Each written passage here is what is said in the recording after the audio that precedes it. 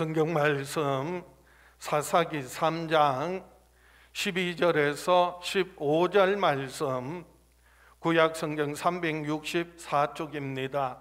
사사기 3장 12절에서 15절 말씀 봉독해 드립니다. 이스라엘 자손이 또 여호와의 목전에 악을 행하니라.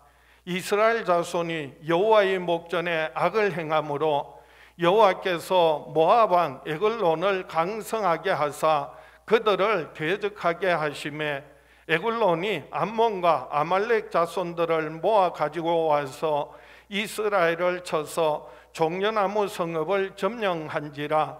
이에 이스라엘 자손이 모압 왕 에글론을 18해 동안 섬기니라. 이스라엘 자손이 여호와께 부르짖음에 여호와께서 그들을 위하여 한 구원자를 세우셨으니 그는 곧 베냐민 사람 게라의 아들 왼손잡이 에훗이라. 오늘 본문 말씀 중심으로 약해도 쓰임 받을 수 있습니다 라는 제목으로 함께 은혜를 나누고자 합니다. 오늘도 이 예배를 통하여 저와 여러분에게 주시는 말씀 통하여서 우리가 비록 약하지만은 부족하지만은 하나님의 능력의 손에 붙들려서 하나님 나라를 위하여 주의 몸된 교회를 위하여 귀하게 쓰임받는 저와 여러분 될 수 있기를 주의 이름으로 축복합니다. 하나님께서는 우리의 약함을 들어서 강하게 사용하실 수 있습니다. 우리가 하나님의 손에 붙들려질 때, 하나님의 손에 들여질 때 하나님께서는 저와 여러분들의 연약함을, 부족함을 들어서 강하고 귀하게 사용하십니다. 우리는 비록 연약하고 부족하지만은 하나님의 손에 붙들려서 귀하게 쓰임받을 수가 있습니다. 특히나 우리 시온성교회 신앙을 지키고 가정을 지키고 교회를 지켜나가는 저와 여러분들은 하나님께서 참으로 귀하게 여기시는 분들이십니다. 저는 어떠한 어려움과 고난 가운데서도 신앙을 지키고 가정을 지키고 교회를 지켜나가면서 하나님 앞에 쓰임받기를 원합니다. 우리가 어떤 형편처지 가운데서라도 하나님 앞에 우리의 연약함도 부족함도 하나님의 손에 들여져서 하나님의 손에 붙들릴 때 쓰임받는다는 것이 얼마나 귀하고 큰 축복인지 몰라요. 제가 예를 들면요, 여기 강대상 위에 장식되어 있는 추수감사절 장식 가운데서 호박을 좀 예를 들어서 말씀드릴게요. 집사람이 우리 텃밭에다가 배추도 심고 그리고 또 무도 심고 상추, 부추, 파, 마늘 여러 가지를 심어서 이번 가을에 우리 텃밭에서 갖고 온 배추하고 무를 가지고 또 양념거리를 가지고 김장을 했어요. 여러 가지 많은 것들이 있는데 그 중에서 제가 최고 관심이 갔던 것은 호박입니다. 호박이요, 얼마나 크고 얼마나 많이 달렸는지 한 20몇 개가 달렸어요. 호박잎도 쪄먹고 그리고 애호박도 요리해 먹고 이렇게 하는데, 호박이 이제 커지니까 그 호박들 중에서 가장 크고 가장 잘생긴 호박 하나를 이번 추수감사절 때 제가 그동안 모았던 그 감사의 양과 함께 이 호박을 강대상에 올려드려야 되겠다, 하나님께 바쳐야 되겠다, 그렇게 제가 작정을 하고 집사람인데 얘기했어요. 그래서 그걸 다 호박을 걷어다가 지하에다가 보관하고 있었는데 어느 날 아내가 다른 호박은 다 괜찮은데 멀쩡한데 그 가장 큰 호박이 푹 썩었다는 거예요. 그래서 내가 하나님께 드리려고 했는데 내가 하나님께 바치지 않으니까 그게 썩고 말았구나. 제가 아내에게 그렇게 얘기했더니 아내가 그러면 그 다음 크고 좋은 거 2개를 바치겠다고 그래서 교회에 전화를 했어요. 그랬더니 이번 추수감사절 장식에 호박이 12개나 들어와서 가져오지 마시라는 거야. 안 가져오셔도 된다는 거예요. 필요 없다는 거예요. 하나님 앞에 쓰임 받지를 못해서요. 제가 이 호박 얘기를 우리 장로님 계신데 이렇게 얘기하다가 그 얘기를 듣고 조상현 장로님이 하시는 말씀이 하나님께 바칠 수 있다는 것이 큰 축복이라는 거예요.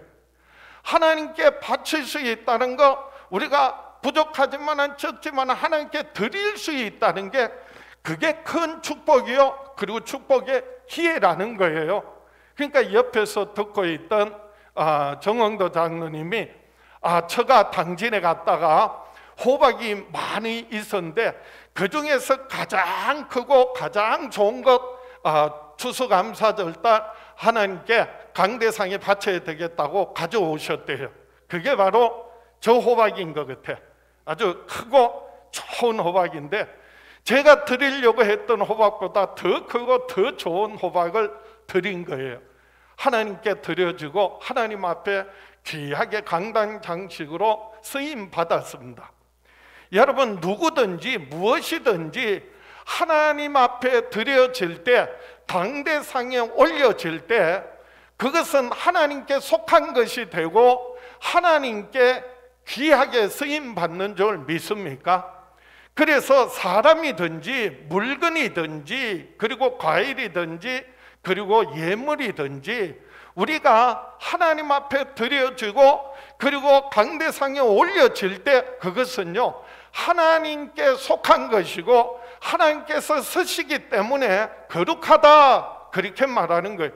그래서 사람도 하나님 앞에 드려져서 쓰임받는 사람을 성직자라고 하는 거예요. 하나님 앞에 드려졌을 때 그 사람을 성도라고 하는 거예요. 하나님 앞에 드려진 기구를 뭐라고요? 성구라고 하고요, 하나님 앞에 드려진 것, 이 모든 것을 성물이라고 하는 거예요. 거룩하게 구별되어져서 하나님께 속한 것으로서 하나님 앞에 쓰임받는다는 의미입니다.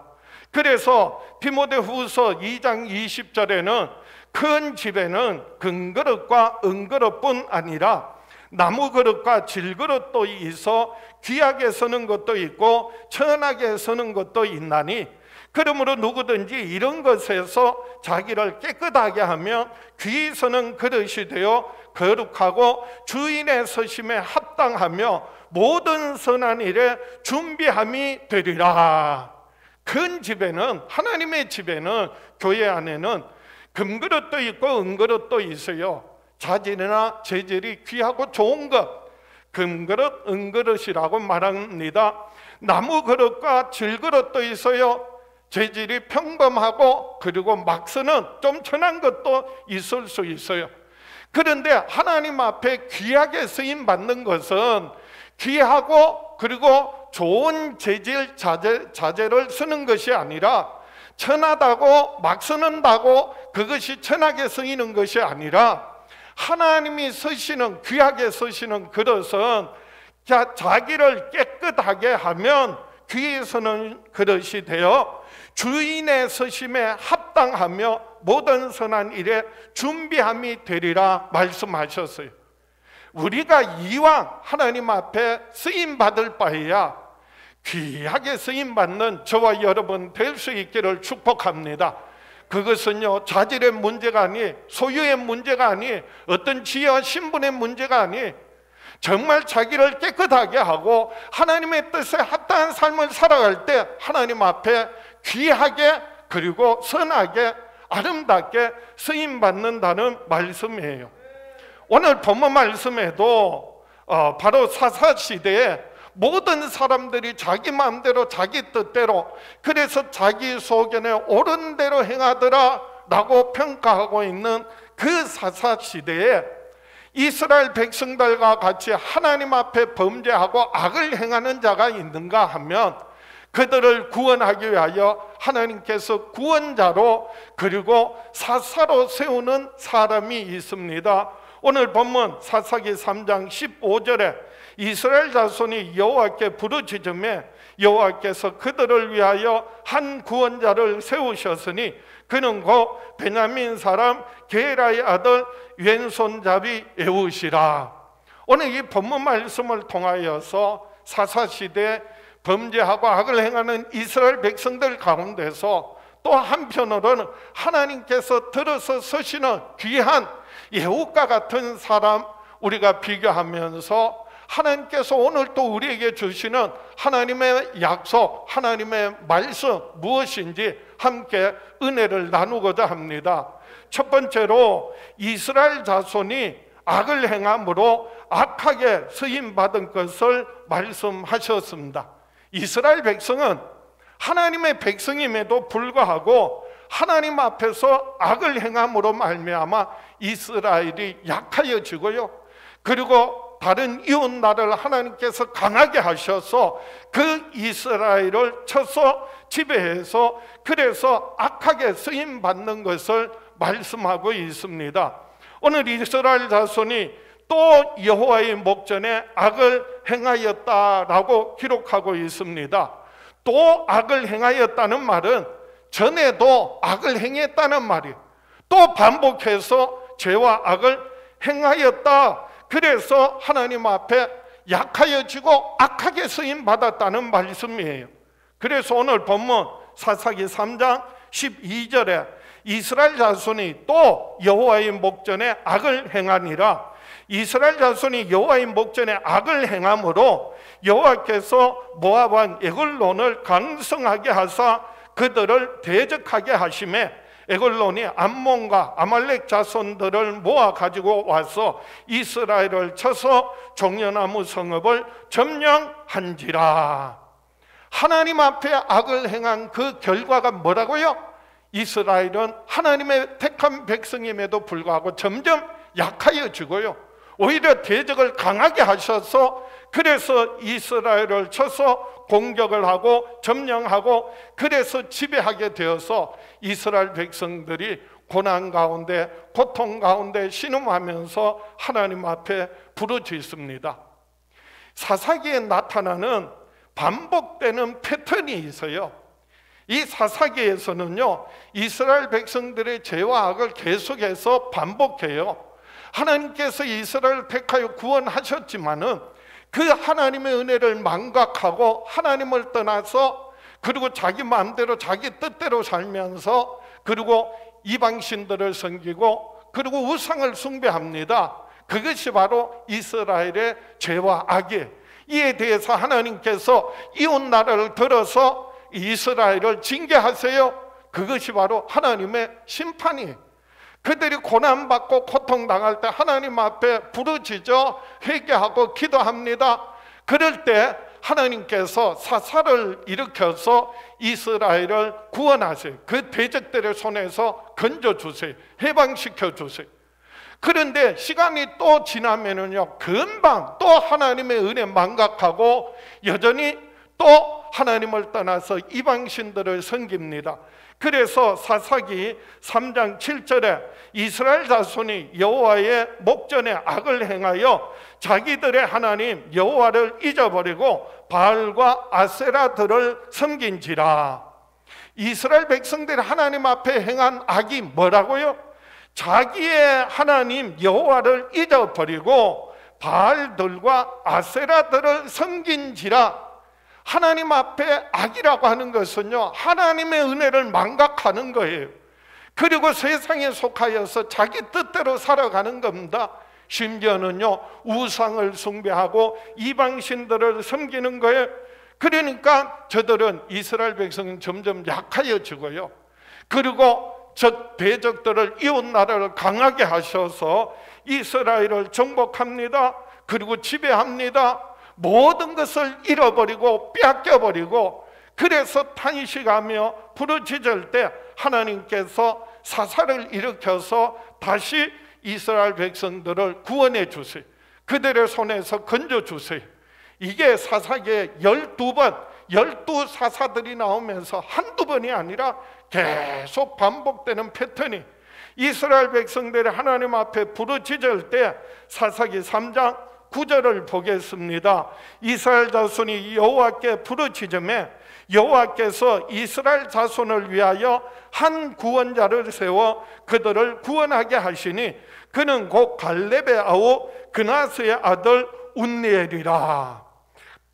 바로 이 온니엘은 이스라엘의 첫 번째 사사가 되었습니다. 이 사사라는 말은요, 하나님을 대리하는 하나님의 세우신 지도자, 하나님을 대신하여 하나님이 재판하시는 재판관, 그런 의미예요.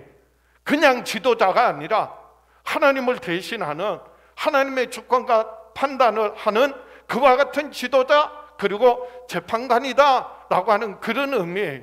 첫 번째 사사가 된 온니엘은 갈렙의 아우 그나스의 아들이라고 했습니다. 그러니까 족보를 따져보면 이 온니엘은 갈렙의 아우, 갈렙의 동생의 아들이니까 족보로 말하면 갈렙의 뭐가 되는 거예요? 조카가 되는 거예요.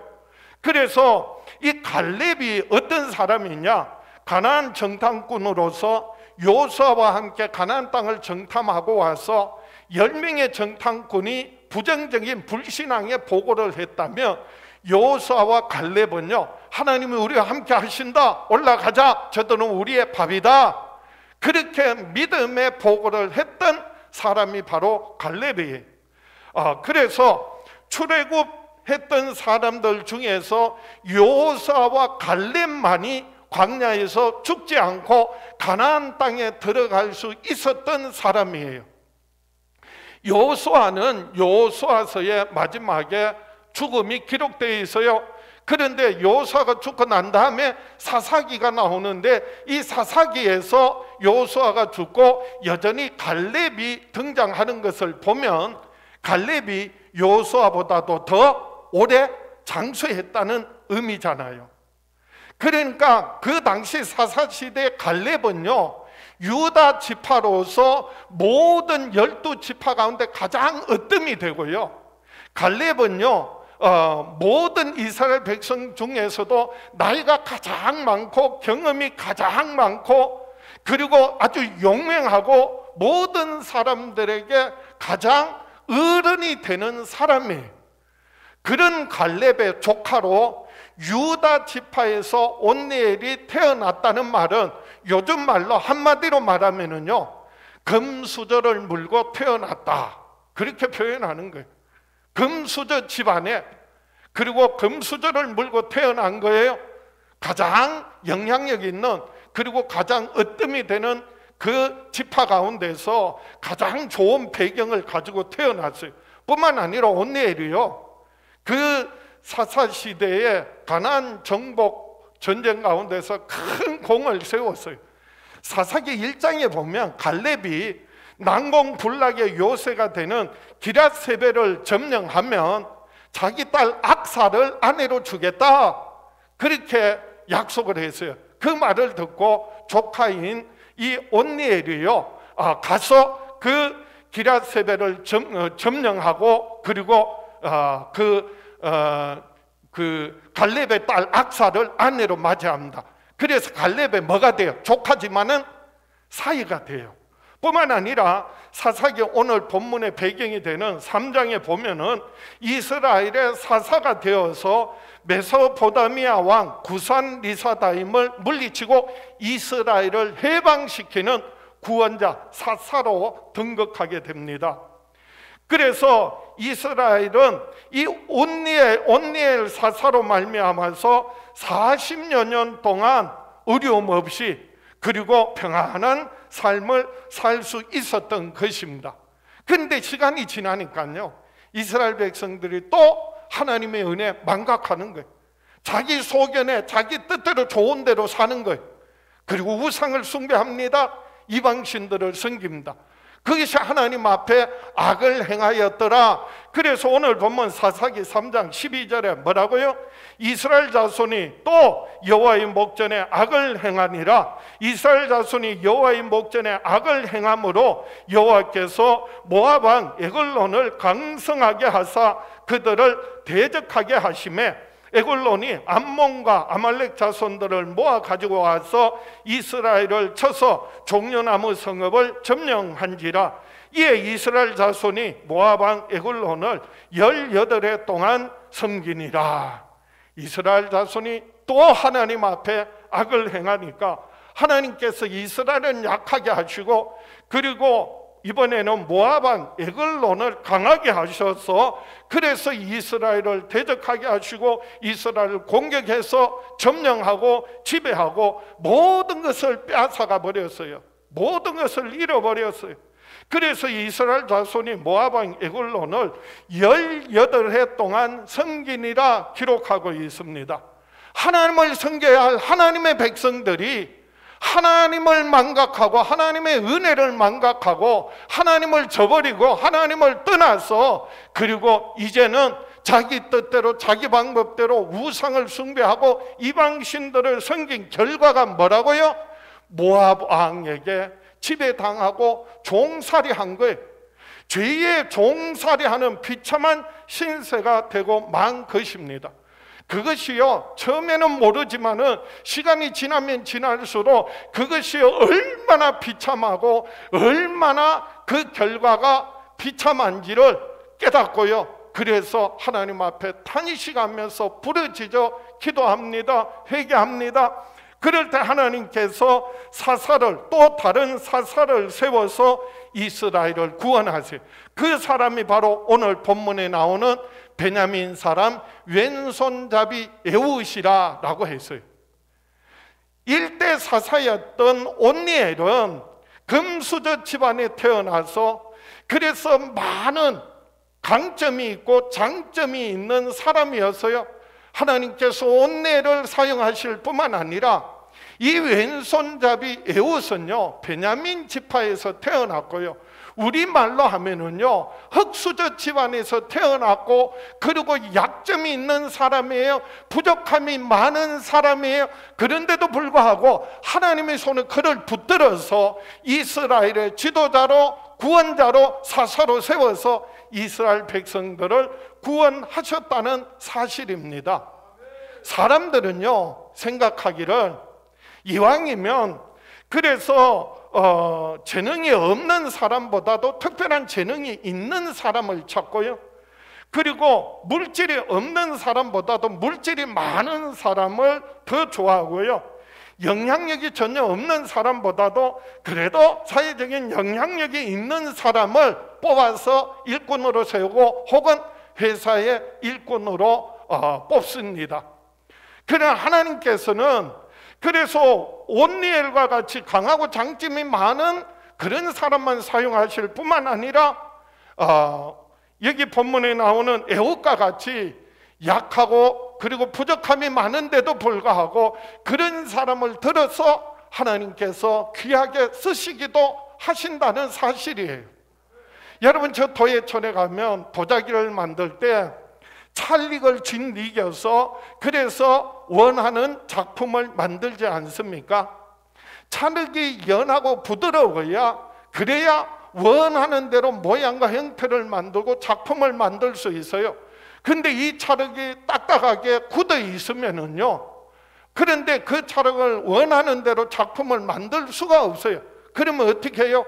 그걸요 깨뜨려 버려요. 가루를 만들어요. 짓이겨서 다시 부들부들하고 연하고 그럴 때 작품으로 만드는 겁니다.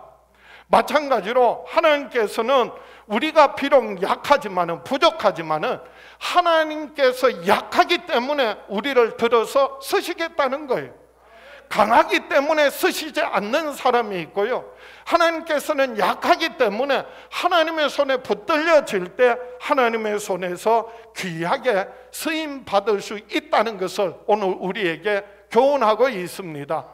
저와 여러분들은 정말 어렵고 힘든 가운데서, 그리고 약하고 부족하지만은 신앙을 지키고 가정을 지키고 교회를 지켜나갈 때 하나님의 손에 붙들려서 몸된 교회와 더 나아가서 하나님 나라 위하여 하나님의 손에서 원하시는 하나님의 뜻대로 귀하게 쓰임받는 저와 여러분 될 수 있기를 주의 이름으로 축복합니다. 두 번째로 약속은 베냐민 사람인 왼손잡이 에훗은 강하게 귀하게 승인받을 것을 말씀하십니다.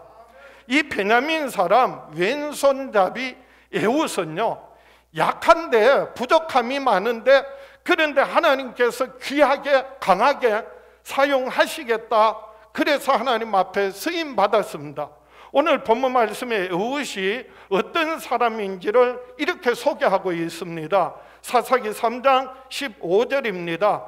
이스라엘 자손이 여호와께 부르짖음에 여호와께서 그들을 위하여 한 구원자를 세우셨으니 그는 곧 베냐민 사람 게라의 아들 왼손잡이 에훗이라. 이 에훗을 소개할 때 베냐민 사람 게라의 아들 왼손잡이 에훗이라고 했어요. 에훗을 베냐민 사람 그리고 왼손잡이라는 이 말의 의미는요, 요즘 말로 우리 표현으로 하면 흙수저로 태어난 사람이고, 그리고 약점이, 그리고 장애가 있다, 그런 의미예요. 베냐민 사람이라고 했는데, 베냐민은요, 야곱의 12아들 가운데서 막내였습니다. 그리고 야곱의 12아들을 중심으로 12지파가 만들어졌을 때 그 중에서 가장 작고 약한 지파였어요. 가나안 땅을 정복하고 그 땅을 이제 12지파가 나누어서 차지하게 되었을 때 그 땅을 보면은요, 이 베냐민 지파가 얼마나 작고 약한지가 나옵니다. 12지파 가운데서 가장 중심이 되었던, 가나안 정복의 가장 중심이 되었던 지파는요, 에브라임 지파예요. 에브라임 지파의 리더가, 지도자가 누구냐? 바로 여호수아였고요. 그래서 에브라임 지파가 그 팔레스타인 정복한 가나안 땅의 가장 중요한 중심을 차지하게 되고요. 그리고 그 밑에 남쪽에는요, 유다 지파가 차지하게 됩니다. 유다 지파의 지도자가 누구라고요? 아까 말씀드린 바로 갈렙이에요. 그래서 요수아가 죽고 갈렙이 남아서, 그래서 유다 지파가 이스라엘 12지파의 전체에 으뜸이 되는 그런 지파가 되었고, 베냐민 지파는 12아들 가운데 막내고, 그리고 가장 작은 가장 약한 지파에서요, 그래서 차지한 땅이요, 에브라임과 그리고 유다 지파 사이에 조금 기퉁이에 조금만 땅을 차지했어요.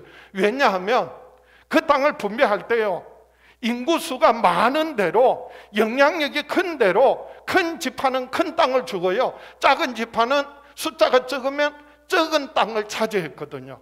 그러니까 베냐민 지파는 얼마나 작고 약한지 몰라. 그래서 유다 지파는, 제가 요즘 표현으로 금수저 집안이라면, 베냐민 지파는 뭐라고요? 흙수저 집안이었다고요. 뿐만 아니라 또 하나 에훗의 특징이 뭐라고요? 왼손잡이라고 했잖아요. 이 왼손잡이라고 하는 히브리어 원 뜻을 보면요, 오른손을 묶었다, 그런 의미예요. 그래서 오른손이 묶인 사람, 그런 뜻이에요. 여기는 두 가지 의미가 있어요. 왼손을 잘 쓰기 위하여서, 훈련하기 위해서 오른손을 묶었어. 그래서 왼손을 훈련해서 잘 사용하게 된 왼손잡이, 그런 의미가 있어요. 예를 들면요, 어려서부터 피아노를 잘 쳐서 이 피아니스트를 만들어야 되겠다, 그럴 때요, 어려서 대부분 오른손이 강하고 왼손이 약하니까, 부자연스러우니까, 그래서 오른손을 묶고 왼손을 계속 연습해서 이제 오른손과 강도가, 그리고 그 사용하는 게 자연스러워질 때 양손으로 피아노를 치게 만들도록 훈련한다는 거예요. 이와 마찬가지로 이 베냐민 지파 가운데서도요, 특별히 왼손을 잘 쓰도록 훈련된 병사들이 700명이 나옵니다. 그래서 사사기 20장에 보면 베냐민과 그리고 다른 지파들 11지파가 전쟁이 일어나는데, 그 베냐민 지파 가운데 700명이요 왼손잡이라고 기록하고 있어요. 그래서 사사기 20장 15절에 그때 그 성읍들로부터 나온 베냐민 자손의 수는 칼을 빼는 자가 모두 26,000명이요 그 외에 기브아 주민 중 택한 자가 700명인데 이 모든 백성 중에서 택한 700명은 다 왼손잡이라 물매로 돌을 던지면 조금도 틀림이 없는 자들이더라. 그래서 오른손을 사용하는 것이 아니라 왼손을 잘 훈련해서 물매를 던져서 정확하게 맞추도록 훈련된 군사를 말하는 거예요. 또 하나 왼손잡이라고 하는 의미는요, 원말 그대로 오른손이 묶였다는 말은요, 태어나면서부터 장애를 가지고 있다든가 아니면은 성장 과정에서 다쳤다든가 전쟁에 나가서 그래서 팔이 잘렸다든가 그래서 실제로 오른손을 사용하는데 불편한 장애가 있다라고 하는 그런 의미에서 사용이 됩니다. 그러니까 예우선 물론 왼손을 훈련해서 잘 쓰는 왼손잡이일 수도 있고요. 그런데 예우선요 실제로 나면서부터 혹은 전쟁에서 아니면 사고로 다쳐서 오른손을 쓰지 못하는 그래서 장애를 가져서 뭐가 되었다?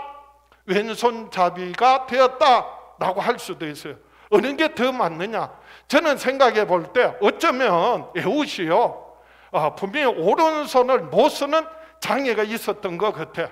왜냐하면 그 후에 보면 에훗이 모압 왕 에글론을 만나서 독대하고 모든 신하들 물러가고 그리고 칼을 숨겨서 들어가서 그 모압 왕 에글론을 살해하고 이스라엘을 해방시켜서 이스라엘의 사사가 되거든요. 그런데 두 손이 멀쩡해. 그리고 왼손도 특별히 훈련돼서 그래서 잘 사용하는 사람이다. 그런 사람이요 감히 그 모압 왕 에글론에게 나가서 독대하겠다. 근데 칼을 숨기고 가는데 검사도 안 하고 만나게 해주겠다. 그런 신하가 없고 그런 왕이 없을 거예요. 그런데 에글론은 본래부터 뭐 해서 오른팔을 못 쓰니까 그래서 보니까 그래서 이 사람 왕을 만나도 어떤 위협이 되지 않겠다 하니까 신하들이요 만나게 했고 왕도 만난 거 아니에요? 그럴 때 에훗은 자기는 비록 장애가 있고 흑수저 집안에 태어났지만은 하나님을 의지하고 하나님의 뜻대로 순종하고 하나님의 손에 붙들리니까 그 어마어마한 애굽 왕 에글론을 죽이고 그리고 이스라엘을 해방시키고 이스라엘의 구원자 사사로 귀하게 쓰임받을 수 있었던 것입니다. 에훗이 이스라엘의 구원자로 사사로 하나님 앞에 귀하게 쓰임받은 비결이 무엇인지 아십니까? 에훗은 자기 자신의 부족함을 연약함을 누구보다도 잘 알았던 사람이 그렇기 때문에 더욱더 하나님을 절대적으로 의지하고 하나님의 말씀에 순종했습니다. 그 결과 하나님께서 그 에훗의 오른손이 되어 주셨다는 거예요. 하나님의 그 크신 능력의 오른손으로 에훗을 붙들어서 그래서 이스라엘의 구원자로 사사로 들어 귀하게 서셨다는 말씀이에요. 오늘 우리들에게도 여러 가지 연약함이 있고 부족함이 있고 때로는 질병과 고통이 있고 고난과 그리고 세상에 환난 풍파가 있지만은 우리의 연약함, 우리의 부족함을 알고 하나님 앞에 나와 하나님 앞에 손 내밀 때 하나님께서 능력의 손으로 우리를 붙들어 주시고요. 그리고 하나님의 나라와 하나님의 뜻을 위하여 귀하게 쓰임받게 하실 줄 믿습니다. 오늘도 하나님께서는 이사야 선지자를 통하여 저와 여러분을 향하여 하나님의 그 의로운 오른손으로 너를 붙들리라 말씀하세요. 약속하세요. 이사야 41장 10절 말씀에 두려워하지 말라 내가 너와 함께함이라 놀라지 말라 나는 내 하나님이 됨이라 내가 너를 굳세게 하리라 참으로 너를 도와주리라 참으로 나의 의로운 오른손으로 너를 붙들리라. 참으로 내 의로운 오른손으로 너를 붙들리라. 우리의 연약함, 부족함이 있지만은, 약점이 있지만은, 장애가 있지만은, 고난이 있고 고통이 있지만은, 원수들의 대적의 공격을 받지만은, 그러나 우리의 삶을 하나님 앞에 드리고 하나님의 손에 붙들릴 때 하나님께서는 그 능력의 손으로 붙들어 주시고 저와 여러분들을 통하여 모든 대적을 물리치게 하시고 하나님의 나라와 하나님의 뜻을 이루게 하실 줄 믿습니다. 할렐루야! 믿습니까? 말씀을 정리합니다. 오늘 우리의 연약함이 하나님 앞에 드려지고 하나님의 손에 붙들려지며 강하고 귀하게 쓰임받도록 하여야 합니다. 우리가 하나님의 손에 붙들려서 하나님 앞에 귀하게 쓰임받는 비결은 뭐라고요? 나의 연약함, 나의 부족함을 깨닫고요, 전적으로 하나님을 의지하는 거예요. 하나님을 믿고 의지하는 거예요. 그리고 하나님 말씀에 순종하는 거예요. 하나님 앞에 손 내미는 겁니다. 그럴 때 하나님께서 그 손을 붙들어 주시고 일으켜 주시고 회복시켜 주셔서 하나님의 나라와 하나님의 뜻을 이루게 하시는 줄 믿습니다. 우리가 하나님 앞에 나와 하나님 앞에 손 내미는 거, 그것이 바로 기도예요. 우리가 하나님 앞에 나와 하나님 이 손 잡아 주세요, 하나님 앞에 손 내미는 거, 그것이 바로 예배예요. 우리가 하나님 앞에 나와 하나님 나의 연약함, 부족함, 그리고 모든 것 내 삶을 하나님께 올려드립니다. 하나님 붙들어 주세요. 하나님이 나의 오른손이 되어 주세요. 그 의로운 오른손은 나를 붙들어 주세요. 하나님 앞에 고백하는 거, 그것이 바로 찬양이에요. 그것이 바로 감사예요. 그것이 바로 이웃에게 나눔이. 에훗이 연약함을, 부족함이, 장애가 있음에도 불구하고 하나님 앞에 나와 하나님 뜻대로 순종하고 하나님 앞에 손 내밀 때 하나님께서 능력의 손으로 에훗을 붙들어서 이스라엘의 구원자로, 사사로 세워주셨습니다. 베냐민 지파, 그리고 왼손잡이라고 했는데요, 장애가 있어요. 그리고 베냐민 지파예요. 가장 작은 흑수저 집안이에요. 무엇보다도 그 집안에서도요, 왼손잡이라는 말은 어떤 의미에서는요, 돌연변이와 같은 취급을 당한 거예요. 왜요? 베냐민이라고 하는 뜻이요, 베는 아들이라는 뜻이에요. 야민이라는 뜻은 오른손이라는 뜻이에요. 그러니까 베냐민 지파의 베냐민이라는 말은 오른손의 아들이라는 뜻이에요. 그런데 그런 집안에 왼손잡이로 태어났어요. 돌연변이에요. 어려서부터. 그리고 장애가 있었다면 어려서부터 이스라엘은요, 뭔가 장애가 있고 모자라는 것은요, 어려서부터 하나님께 버림받았다고 멸시 천대받는 거예요. 배척을 받는 거예요. 조롱을, 모욕을 당하는 거예요. 그런데 하나님께서 운례를 들어서셨던 것 같이 금수저 집안만 서는 것이 아니라 에훗과 같이 흑수저 집안이지만 장애임에도 불구하고 자신의 연약함을, 부족함을 하나님께 드리고 하나님 말씀에 철저하게 의지하고 순종할 때 하나님의 손이 그와 함께 하셔서, 그래서 하나님이 그의 의로운 오른손이 되어 주셔서 에훗을 통하여 하나님의 크고 놀란 뜻과 계획들을 이루게 하셨다며, 오늘 이 시대 저와 여러분들이 하나님 앞에 우리의 연약함, 부족함을 아뢰고 하나님 앞에 기도로 손 내밀 때, 예배하며 찬양하며 손 내밀 때 하나님께서 그 기도 들으시고 응답하셔서 그 능력의 의로운 오른손으로 저와 여러분을 붙들어 주셔서 하나님 앞에 귀하게 쓰임받기를 축복합니다. 내가 재능이 있고 소질이 있고 뭔가 가진 게 있어서 하나님 앞에 쓰임받는 것이 아니라 하나님 앞에 귀하게 쓰임받는 것은 전적으로 하나님의 손에 달렸다는 거예요. 그래서 고린도후서 4장 7절 말씀에 우리가 이 보배를 질그릇에 가졌으니 이는 심히 큰 능력은 하나님께 있고 우리에게 있지 아니함을 알게 하려 함이라. 능력은 누구에게 있다고요? 하나님께 있어요. 그래서 우리 안에 이 보배를 가졌으니 예수 믿고 구원받은 사람들은 질그릇 같은 자신을 깨뜨리고 자신의 연약함을, 부족함을 깨뜨리고 그 안에 있는 보배가 드러나야 돼요. 예수 그리스도가 증거되어져야 돼요. 예수 그리스도를 간증하고 자랑하는 간증의 주인공이 되어야 합니다. 그 사람을 하나님께서 뭐해 주신다? 그 능력의 의로운 오른손으로 붙들어 주신다. 아무리 연세가 많아도, 아무리 약해도, 아무리 부족해도 저는 못해요, 저는 안 돼요, 저는 할 수 없어요. 아니, 하나님께서 없기 때문에, 약하기 때문에, 안 되기 때문에 하나님께서 들어서 서시겠다는 거예요.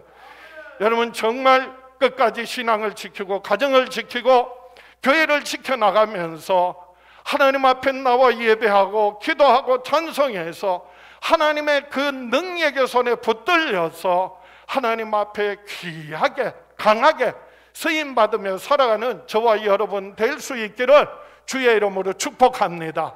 여러분, 그렇게 사시겠습니까? 가슴에 손을 얹고 믿음으로 결단하겠습니다. 다 같이, 나는 평생에 나의 약함을 하나님께 붙들려 강하게 귀하게 쓰임받으며 살아가리라. 주여 역사하여 주시옵소서. 응답하여 주시옵소서. 축복하여 주시옵소서. 우리 주여 외쳐보려고 합심해서 기도합니다. 주여